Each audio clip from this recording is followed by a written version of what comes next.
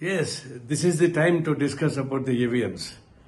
Throughout the world, 122 countries, there is no EVM system, including the leading countries.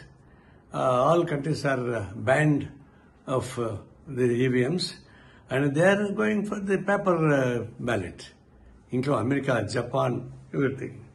Such a worldwide accepted of that EVMs is doubtful. Then why this India is not accepting that? Now this is time. All democratic progressive elements put together and see that this momentum should be developed throughout India about the EVMs. And the next elections, EVM should not be here.